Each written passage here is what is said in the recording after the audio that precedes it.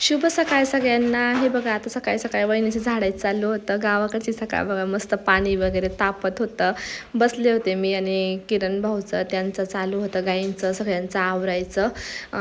मस्त हाळामध्ये पाणी वगैरे सोडलेलं होतं बघा, कसं मस्त वाफ निघते सकाळ सकाळच्या पाण्याची. आणि हे पाणी काही थंड वगैरे लागत नाही बरं का आपण जर. आणि मोठ्या वहिनी मस्त शेक घेत होत्या बंबाजवळ. आणि मग मी चालले होते तिकडं. किरण भाऊचं मस्त धारा काढायचं चालू होतं गाईंच्या. गेले तर त्याने डायरेक्ट माझ्या अंगावरच दूध उडवलं बघा. आता घरचं असल्यावर कसं असताना त्याला माप नसतं. मस्त त्याला म्हटले काय करतोय, तो म्हणतो बघा मी काय करतोय, लगेच दूध उडवलं माझ्या अंगावर. त्याचं धारा वगैरे काढून झाल्या आणि मस्त आंब्याला एकदम छान मोर आलाय बरं का त्यांच्या यावर्षी. म्हटलं मस्त धोंडा होईल यावर्षी आमचावाला. तर म्हणता हा मग निम्मा आंबा तुमच्यासाठीच म्हणे आता.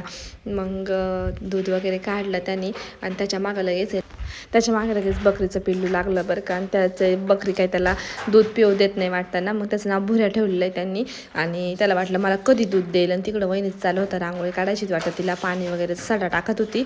आणि माझ्या मागं लागलं तर त्याला वाटलं मीच दूध देणार आहे काय त्याला त्या बाटलीने. आणि मस्त अंगावर वगैरे चढत होता. नंतर किरण भाऊन त्याला बॉटल भरून आणली दुधाची आणि त्याला दूध वगैरे पाजलं त्याने. आणि ते दूध घरचं असल्यामुळं मग त्याला होऊन जातं ते. त्याची बकरी काही ती पिऊ देत नाही वाटतं त्याला, किंवा मग दूध नसेल काहीतरी असेल. मग हा मस्त बॉटलने त्याला दूध वगैरे देत होता.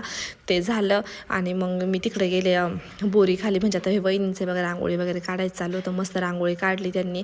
आणि नंतर मग मी बोरी खाली गेले. बोर खूप दिवसाची जुनी बोर आहे बरं का ती. मस्त बोरं सापडले मला. बोरं वेचले, पण मी बोरं काही खाऊ शकत नव्हतं. जरी खाल्ला असतं, जर आईने जर बघितलं असतं तर चांगले बोलणे खाल्ले असते. वंशू खूप छोटा आहे, आधीच त्याला खोकला वगैरे लागलेला आहे. त्यामुळे मी एवढे वेचले आणि परत जागेवर टाकून दिले. म्हटलं नको खायला, उगाच खूप म्हणजे गोड आहे असं काही नाही की आंबट आहे ती, पण म्हटलं नकोच खायला. आपण जरी खाल्लं आणि आईला बघितलं तुम्हाला की मी बोरीकडे गेले, त्यापेक्षा म्हटलं नको खायला. आणि मग दादा त्यांचं चालू होतं मुरघास काढायचं काम. मुरघास दादा तिकडून आला आणि हे दोघं बी खूप शिकलेले बरं का, असं नाही काही शेती करता फक्त. दादा IT इंजिनियर आहे, त्याचं घरनंच काम असतं. आणि किरण पण मेकॅनिकल इंजिनिअरिंग झालं आहे त्याचंवालं, पण तो मार्केट वगैरे सांभाळतो, घरचं सांभाळतो.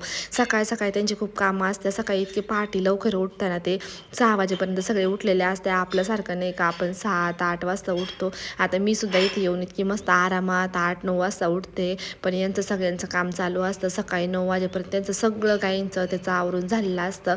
मस्त दोघं भावांचं काम चाललं होतं. दादाने त्याला मुरघास काढून दिला, किरण भाऊने तो गाईंना नेऊन टाकला. असंच रोजचं त्यांचं काम चालू असतं. परत त्यांची कामं करता, ड्युटी करता. चला तर मग बाय. श्री स्वामी समर्थ.